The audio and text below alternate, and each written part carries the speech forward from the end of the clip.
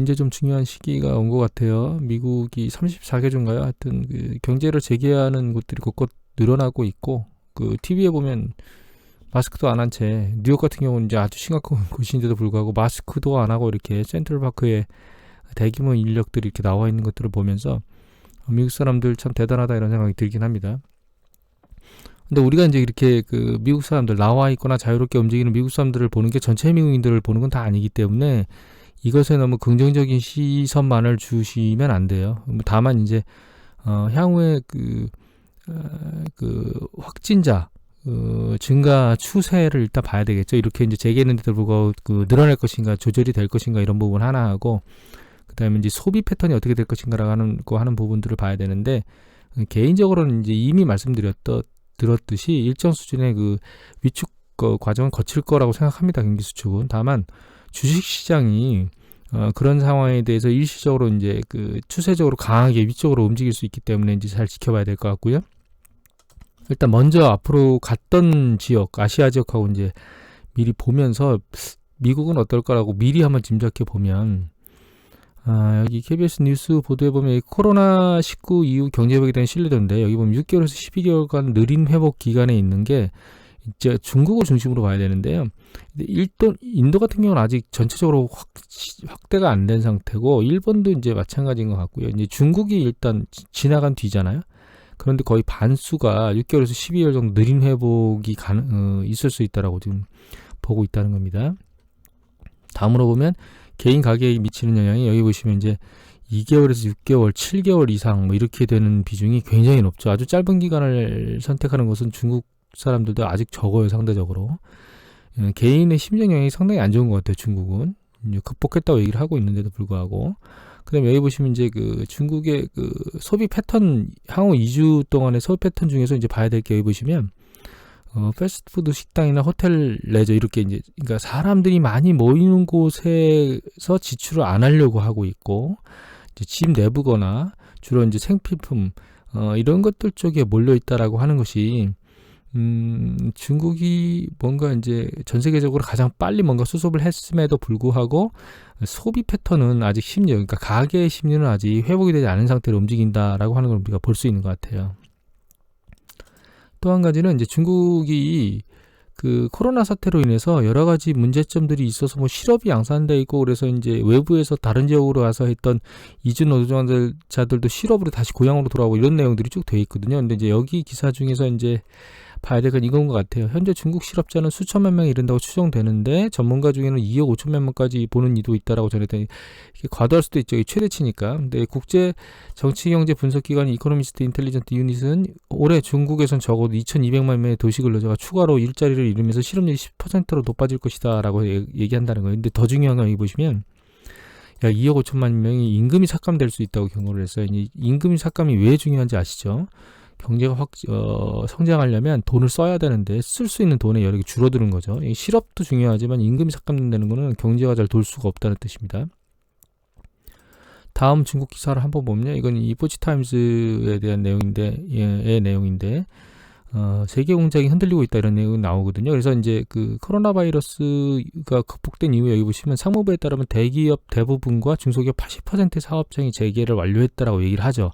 그런데 문제는 여기 밑에 있어요. 여기 보시면 중국의 75%를 제공하는 중소기업이 75%를 제공한답니다. 중소기업이. 근데 여기 보시면 국내 총생의 60%를 차지하는 중소기업이 국영 대기업보다 더 빠르게 직접적으로 이제 영향을 받았는데, 그게 이제 미국하고 유럽의 수출이 급감해서 타격이 이어지고 있다는 거죠. 여기 보시면 민간 중소기업의 40%가 생산량이 평소 절반이랍니다. 그러니까 재개는 했는데 가동률이 뚝 떨어진 거죠. 생산량을 모두 회복한 기업은 40%밖에 안 된다는 거예요. 그리고 또 한 가지 중요한 건, 여기 중국의 민간 중소기업은 어려운 시기일수록 신용대출이 제한됐는데, 따라서 이런 기업에 대한 신용대출 통계가 중국 경제의 회복을 가늠하는데 현재 수준은 아예 회복 기미가 안 보인다는 겁니다. 그리고 여기 이제 자영업자 얘기가 나와 있거든요. 이제 음식점 업주는 그 지난 4월 초 영업을 재개한 이후 매출이 이전의 10% 수준. 테이크아웃에 배달로 전환하고 전 직원의 아내까지 배달을 투입했지만 임대료하고 공공요금만 내는 것도 벅차서 인근 절반은 닫았다. 겨우 버티는 수준이다. 그러니까 이제 그 한 개 업종에 있는 애들이 붕괴되기 시작하는 거예요. 이 붕괴가 도미노처럼 발생한다는 겁니다.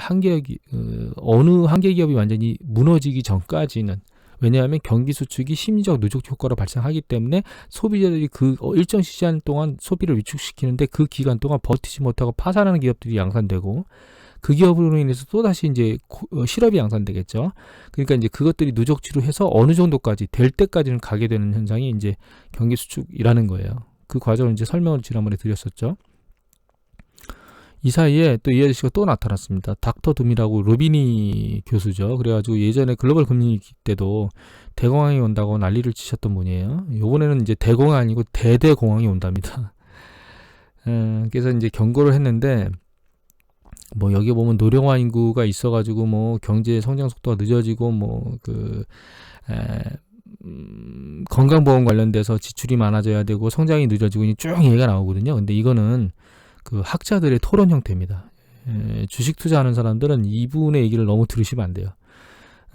일단 우리가 대공황 때를 한번 말씀드려 볼게요. 대공황은 이제 주식시장이 급락했잖아요. 여기 보시면 이게 매크로 트렌즈에 있는 그 다우존스 차트인데, 그 중에 이제 대공황 때를 제가 보는 겁니다. 그러면 여기서 1920년대 초반에 한 67달러였던 게, 여기 보면 이제 한 38달러 정도 되니까 5, 6에 30, 5, 7에 30, 거의 한 5배 좀 넘었나요? 그 정도 수준 올랐어요. 지금도 우리가 거의 10년 동안 이 정도 수준 만만치 않게 올랐었거든요. 그런데 급락했다가 다시 반등했죠. 그리고 다시 급락하고 반등하고 반복했어요. 그런데 여기서부터 여기까지 떨어질 때 그냥 떨어진 건 아니고 이 중간에 걸렸던 때가 있거든요. 그래서 1930년대 6월이잖아요. 근데 다 잠깐 반등하는 것 같은데 쭉 밀렸잖아요. 근데 이 시기가 왜 중요하냐면, 글로벌 금리 때 이게 있어요. 스무트 홀리법이라는 게 있어요. 이 스무트 홀리법이 뭐냐면 이게 그 보복 무역하는 겁니다. 유럽에. 그래서 이제 읽어보면, 여기 보면 미국의 이제 후보 대통령이 1930년대 5월에 공황 종료를 선언한 바 있었다는 거예요. 5월달에. 5월달이면 언제냐면 이제 요 시기죠. 요 시기 5월달인데, 문제는 이게 그 정부에서 공언한 거기 때문에, 이거 정부, 제가 말씀드렸죠. 정부는 경기를 부양하려고 하기 때문에 이게 공언한 게 꼭 종료됐다고 볼 수는 없어요, 사실. 근데 스무트 홀리법이 언제 제정되냐면 6월 17일 날 제정됐습니다. 아까 걸린 요 시기에 제정됐죠. 그런데 잠깐 반등했다 훅 밀렸잖아요. 근데 이제 이 뒤에 내용을 보면 뭐라고 되어 있냐면, 여기 보면 관세율을 평균 59%고요. 최대 400%까지 인상해 버렸어요. 400%면 관세율이 4배나 5배죠. 5배나 올랐다는 얘기인데 이게 말이나 됩니까? 그래서 44억 달러를 10억 달러로 낮추기는 했는데, 문제는 뭐냐면 이거예요. 이거. 유럽이 여기 어디 있죠? 여기 있죠. 그러나 문제는 영국 포함 20여 개국들도 미국의 보복 관세를 물려버린 거예요. 그러니까 양쪽에서 보복 관세를 밀려버리니까 양쪽에서 수출이 제대로 안 되겠죠. 그러니까 이제 이 실업률이 양쪽에서 다 치솟게 되겠죠. 서로 이제 수출이 안 되니까 무역을 하는 그 기업체들이 파산하겠죠. 이제 이게 맞물려서 이제 이게 추세로 밀려 내려갔거든요. 그래서 이제 장기적으로 대공황으로 진행되는 어떤 그 일조를 했겠죠.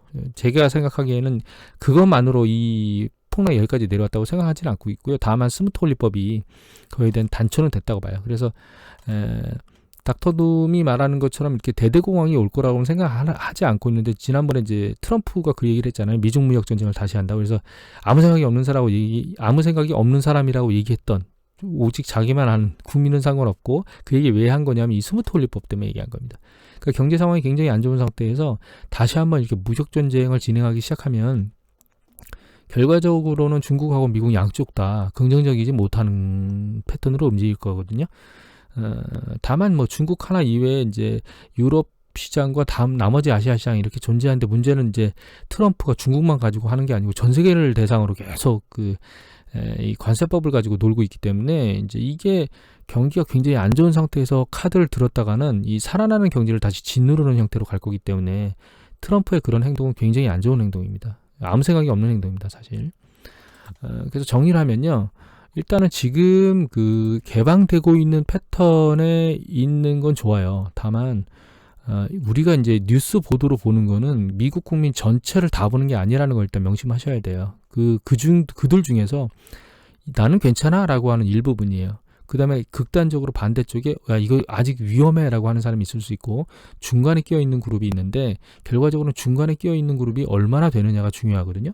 근데 이제 그 중간에 끼어 있는 그룹의 패턴을 중국 쪽에서 봤더니 일단 보수적인 패턴이 많은 거예요. 왜냐하면 왜 중국을 보는 거냐면 가장 빠르니까 지금.